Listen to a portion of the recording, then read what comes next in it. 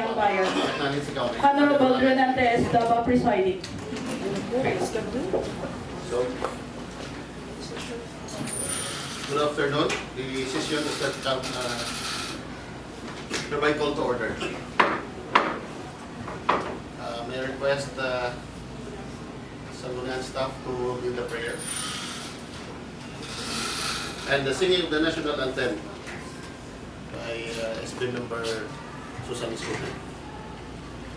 Let us all pray. In the name of the Father, and of the Son, and of the Holy Spirit. Amen. Gracious God, we praise and thank you for this day. Thank you for your amazing power and for your blessings over us. Thank you that you were able to bring hopes through even the toughest times, strengthening us for your purposes.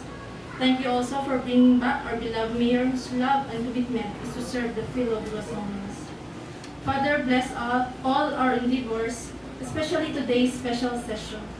Guide them in their discussions and enlighten their minds in every decision they make. Give them your grace so that they effectively do their parts as public servants. Bless their plans, programs, and projects so that they may achieve their objectives for your greater glory. In Jesus' name, amen.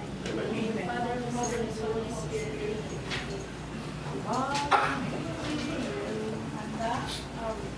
Bayang magiliw, pres ng silanganan, alat ng puso, sa dilim ko'y buhay. Lupang minirang, duyan ka ng magiting, sa manlulupig, di ka pasisiit, sa dagat at bundok, sa simoy at sa langit mong mukaw, may dilag ang tula at awit sa paglayang minamahal. Ang kislap ng watawat mo'y tagumpay na nagniningning. Ang bituin at taraw niya kailan may di magdidilim. Lupa ng araw ng walhati pagsinta, buhay langit sa piling mo. Aming ligaya ng pag may mga api, ang mamatay ng dahil sa'yo.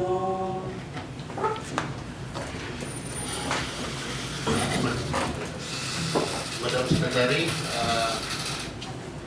for the roll call. Honorable Renante, Dava. Present. Honorable Casimira de la Cruz. Honorable Susan Iscote. Honorable Ichil James Pacete. Honorable Jennifer Rose Aitatoy. Honorable Roberto P. Pluto Jr. Honorable Manuel S. de la Cruz Jr. Honorable Leia Agnes P. Janko. Honorable Christian Stan Jr. Present. Honorable Rosario White Psycho. Honorable Van Himmler P. Dala. Mr. Chairman, all members of the council are present and there's a quorum to conduct business. Upon the confirmation of the numbers of members of this august body, the chair would like to declare quorum.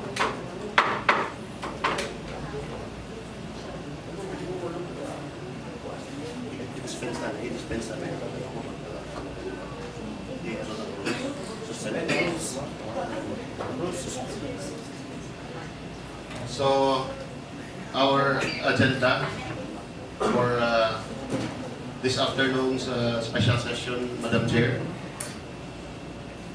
is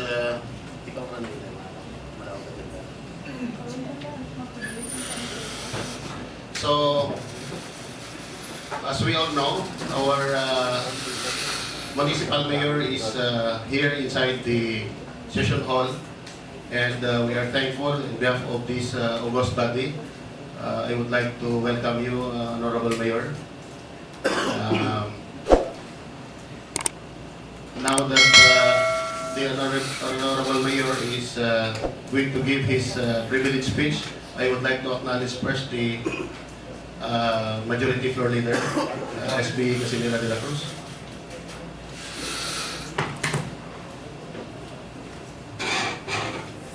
Thank you, Mr. Chairman. Good afternoon to my dear colleagues, and also Mayor. Welcome to the municipality of Bugasongnon for municipal mayor again ng Bugasongnon. Mr. Next in our agenda Yes, Madam is Chair. the privilege speech of our Honorable Municipal Mayor Lloyd. But before that, Madam Majority Floor Leader, the Chair would like to request a motion to suspend the rules first before we acknowledge the Municipal Mayor. Any motion coming from the members? Mr. Chair. Honorable Susan Escote of Taguntun South. Taguntun South.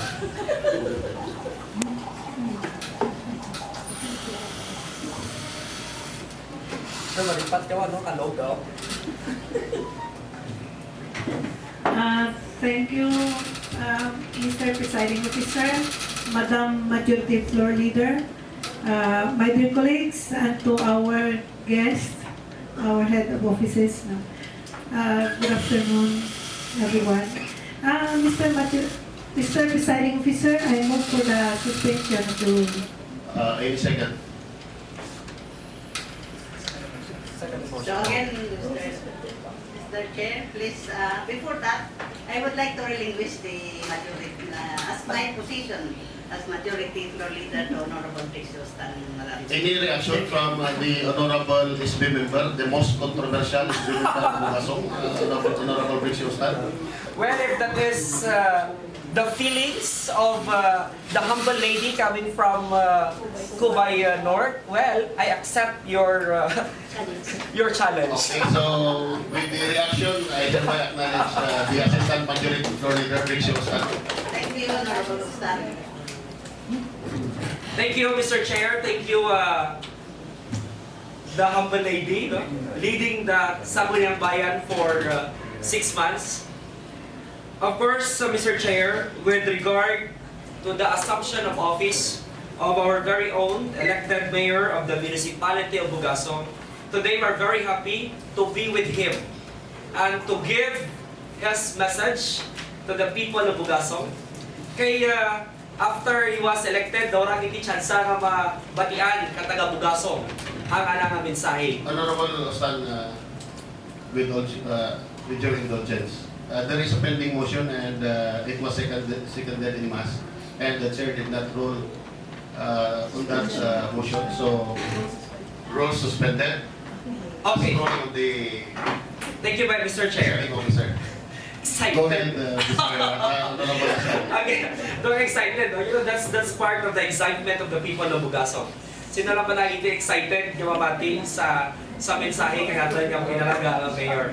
Mr. Chair, again, as I said, this will be the first time that the people of Bugasong will hear from our elected mayor kang anang ang mensahe para sa bilog na banwa kang Bugasong.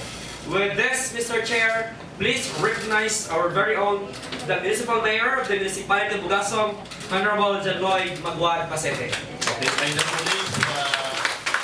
It is my honor to recognize the Honorable Mayor to give his message or privilege speech. This is the first public address of our municipal mayor in his term 2019 to 2022. Honorable Mayor is recognized. Good afternoon. Thank you, the Assistant Majority Floor Leader, the Honorable Precious Tan. You know what?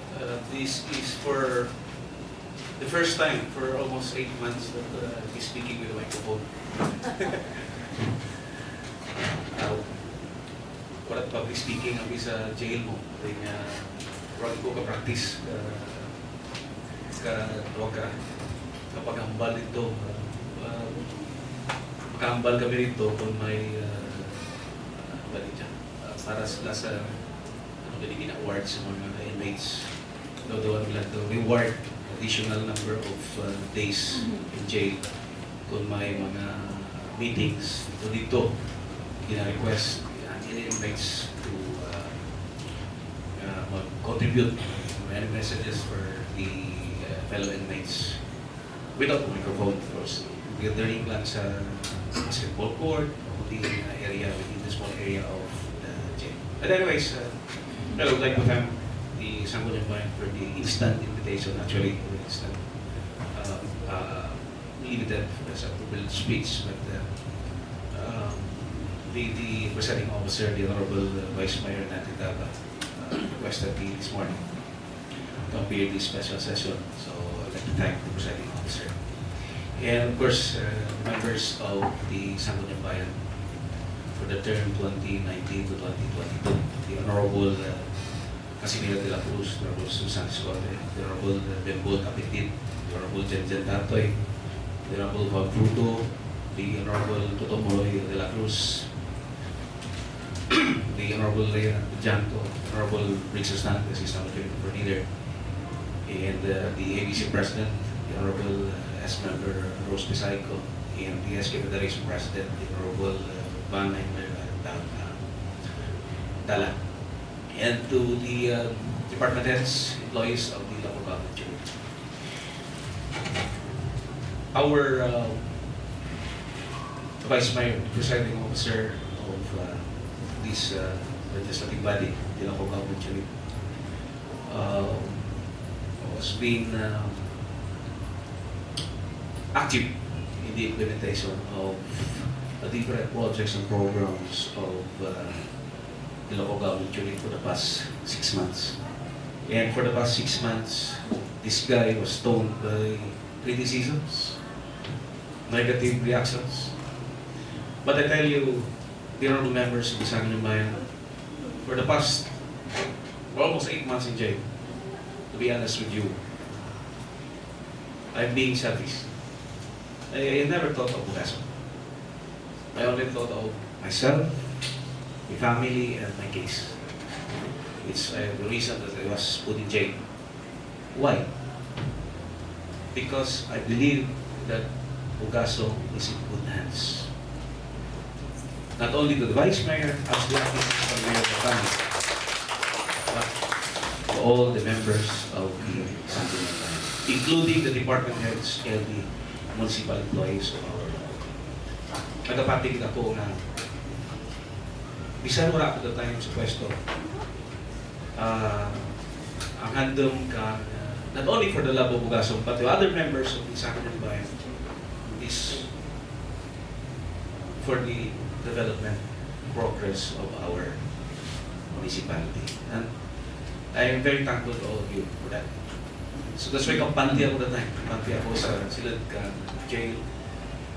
Despite ang elected mayor cannot serve the responsibilities imposed by the people of Bugasongnon.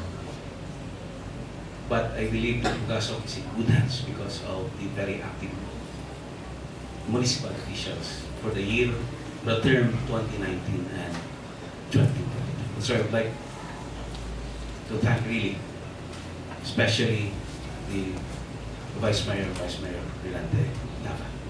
So I'm here this afternoon for 3 reasons. Actually 4 na eh. Ang una, of course, namiss ko kamo as fellow workers in the government. The second, I would like to inform not only that I sent a letter or communication yesterday to the members of the Sangguniang Bayan, to the presiding officer, that I'm assuming office. I would like, and my reason being present this afternoon is really personally to inform the Sangguniang Bayan that I'm assuming office. And third, that tatlo lang, of course, that I'm informing the Sangguniang Bayan to what would be the agenda of the local chief executive for the remaining years of my term as the local chief executive. Well, masimplihan ko lang.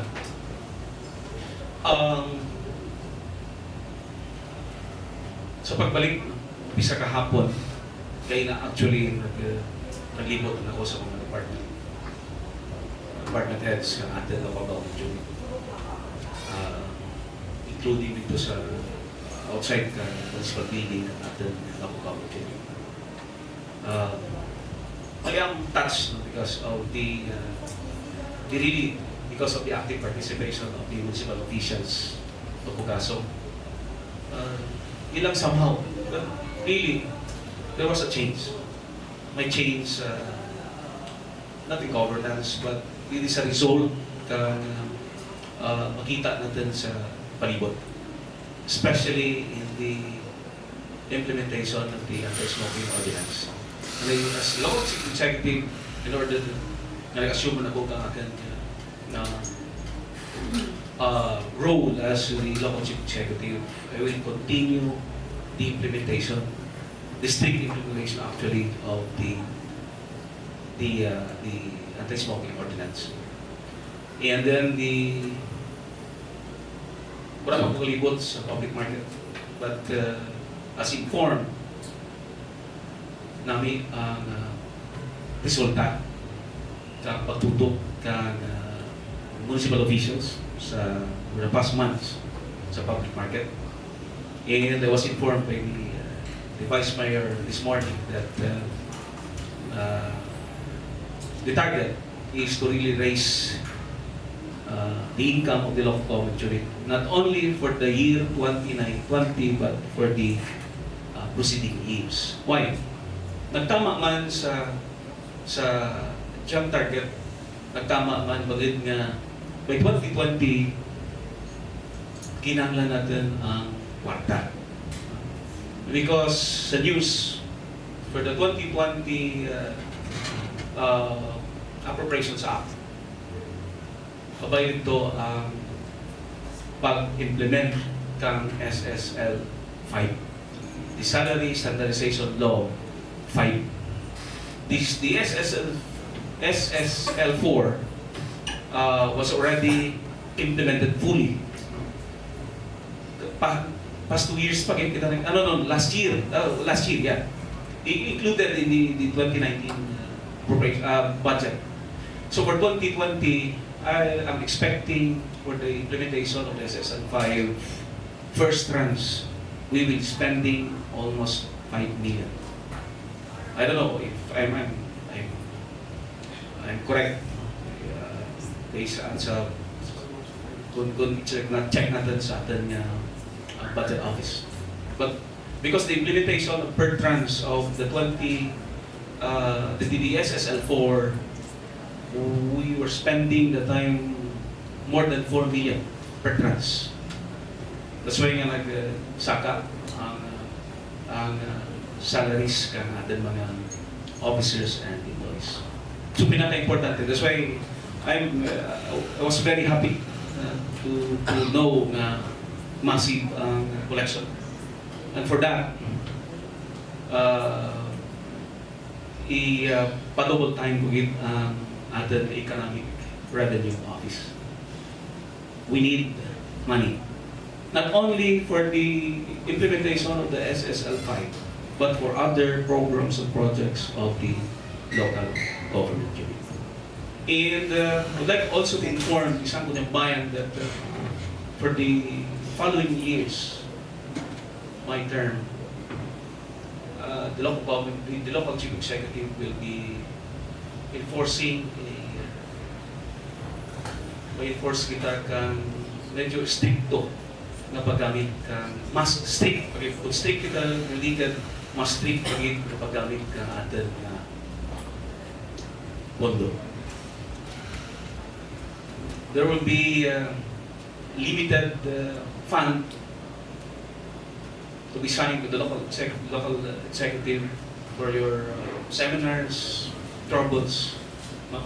Pasensya pero medyo screen natin because we need savings pag-end ka year and for the following years. Especially the coming pag-end kang universal healthcare. May mga panagupnop na basi kasave kita pag nga ang ibang health workers bilhin kang national government, but I don't think so. Kung bilhin man na siguro kasi uwi na ng natin nga ira. Or basi mag-demand ang national government through the Department of Health kang bahul natin nga share in the implementation of all health programs and projects. So,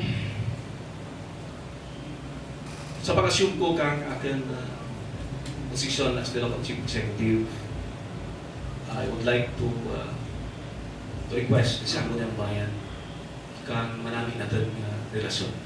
I want this local government unit to be just like we are inside a home.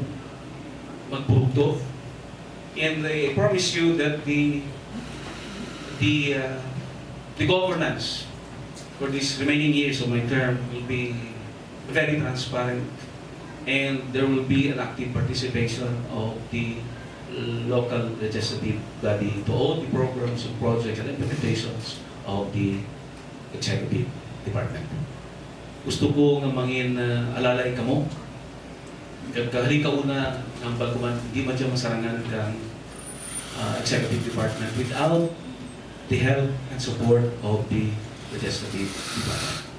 Ang murang akin ma-assure ka ninyo na magiging very transparent ang governance for the remaining years. And rest assured that the local chief executive will be here with you. Haros palang kumpirme sa inyong sesyon in order na mag-report ako kang tanan nga mga implementations of projects and programs kang local government. Gusto ko personal ka mo nga maka-check through the local chief executive what is the status now of the local government unit in terms of financial, administration, etc. Kang local government unit. Gusto ko mangingimaw kita sa pagbalay kang Bugasong at daw sa silid lang kita kang Santa Manani na balay. I would like to tell the members of the Sangguniang and the Presiding Officer, well, for all the criticisms and the bad negative reactions of some people of Bugasong, well, these are only spices to make us a special dish. Sabihin mangin manami kita nga sangka worker of government. So thank you. Basta kimawin niyo ako. I need your help. I need your support for the betterment of the local government unit of Bugasong. Thank you so much.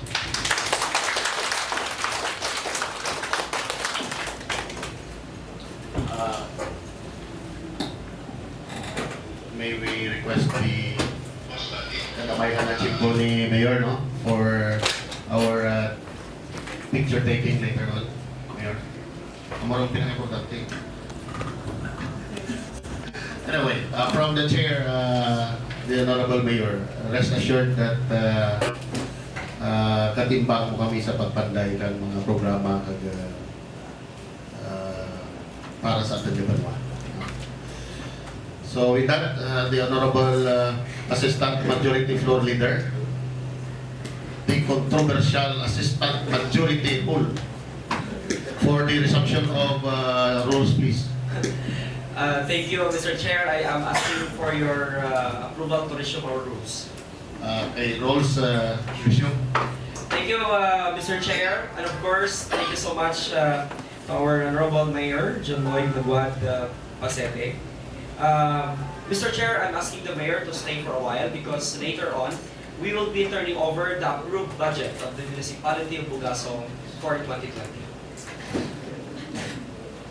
For our calendar of business, Mr. Chair, first is the adoption of resolution ratifying, affirming, and confirming the authorization of Honorable Lloyd Pacete, Municipal Mayor, Municipality of Bugasong, Honorable Renante S. Dava, Municipal Vice Mayor, Mrs. Jenny Varona, the OIC Office of the Municipal Treasurer, and Ms. Erminia Umaga, the LTO2, as the authorized signatories for and in behalf of the Municipality of Bugasong with the Land Bank of the Philippines and the Development Bank of the Philippines and PK branch.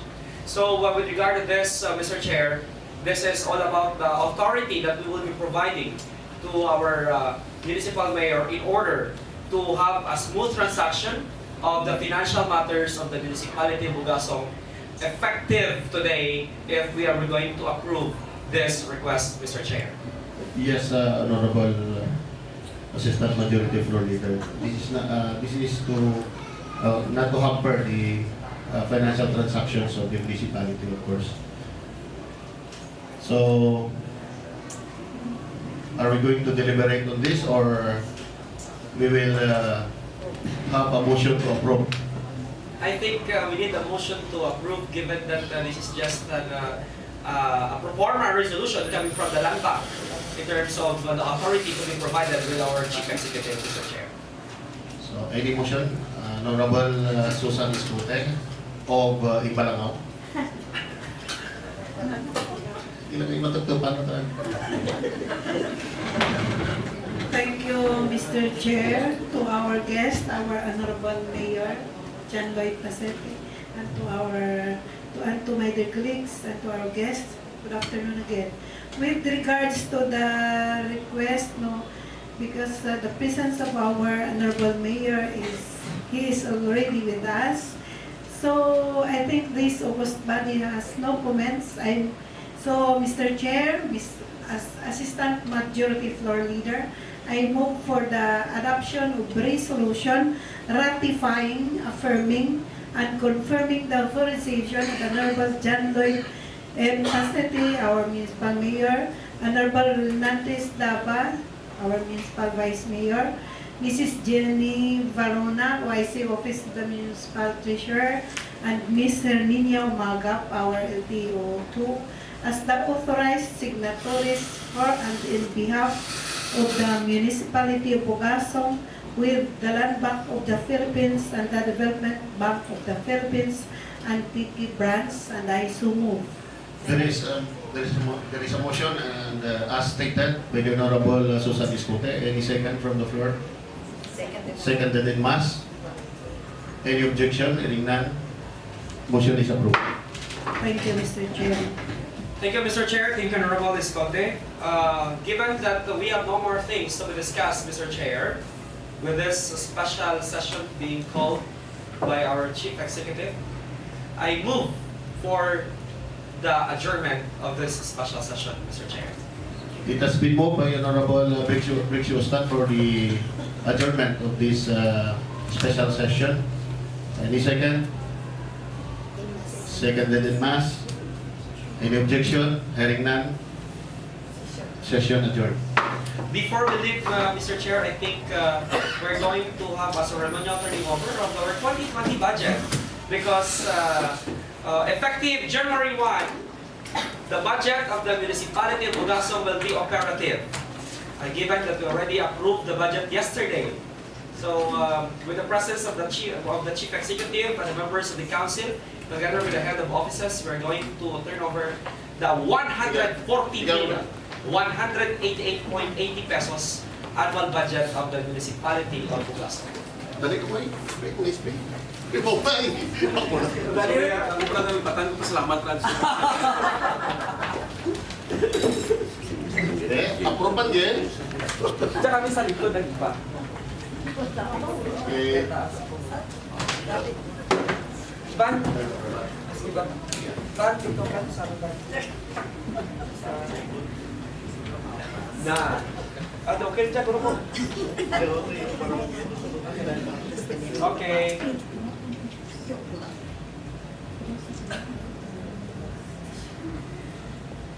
Ito bang isbisusan ang talikod, di mo?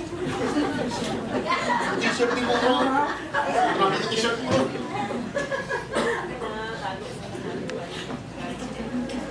Okay. Thank you. Thank you so much. Picture kami ay Dapat mga kita, nuwan mo yung video municipal may officials. pamakaw. Tapos picture kami. Sige, Jesse. Okay. With the department heads, please. Walang libanay.